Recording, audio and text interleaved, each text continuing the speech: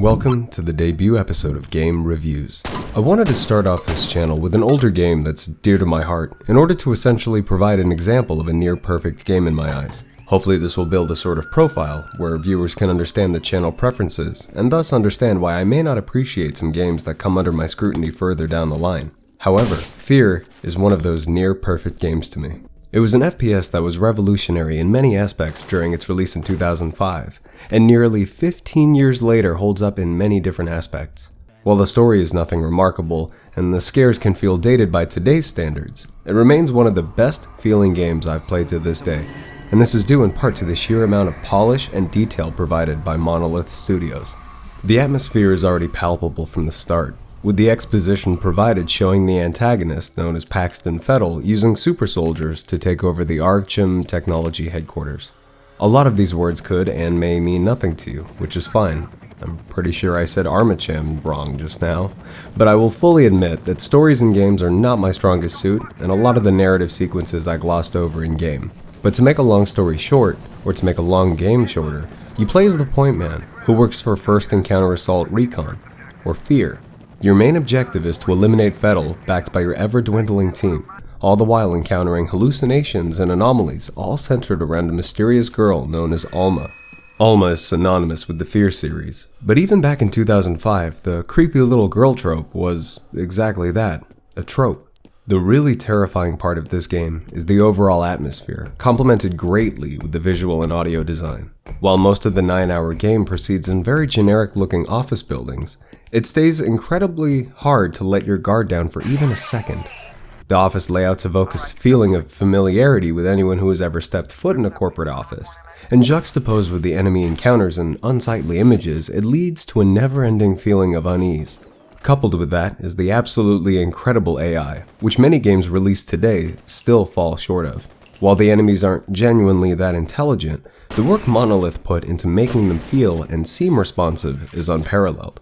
Enemies appear to work together, attempt aggressive flanks, and will call out to each other to determine your whereabouts. They're particularly ruthless on higher difficulty levels, but thankfully your arsenal and abilities prove a worthy match. Alongside the typical FPS guns used in this game, with a few surprises, you possess the ability to slow down time.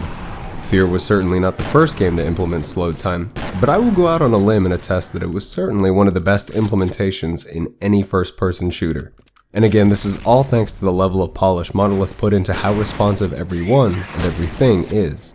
Bullet decals almost appear to rip holes through walls, light fixtures will sway wildly after an explosion, and limbs will fly off with reckless abandon. There was always a slightly macabre glee after slowing down time, throwing a grenade into a packed room, and witnessing the carnage and environmental destruction after the dust settled. Do note that there are very few times where slow motion is explicitly required, and one could probably complete the game without using it once. And the game wouldn't be a lesser experience, as the gunplay is still some of the best feeling of any shooter out there today. My particular favorite has to be the shotgun, which feels so damn weighty and destructive.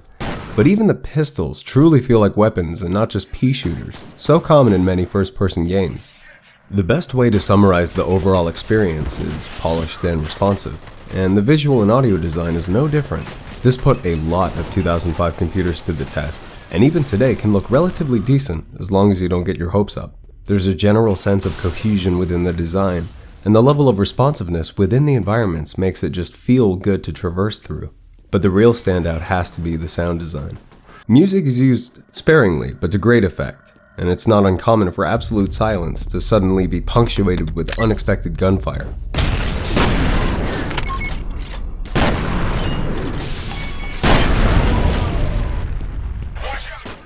Hearing footsteps in another room, and enemies communicating with each other, not knowing how close you are, makes each encounter one you hear before you see.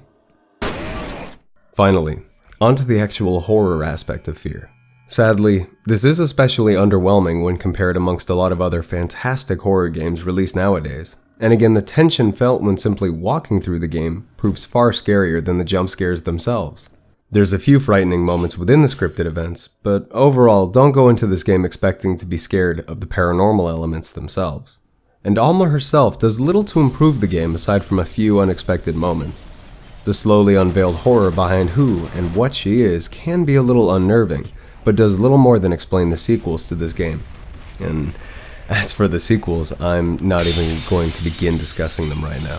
In summary, F.E.A.R is one of the most rewarding first-person shooters to play on the PC, and barring a few missteps, should be considered a classic shooter that modern games can still learn a few lessons from.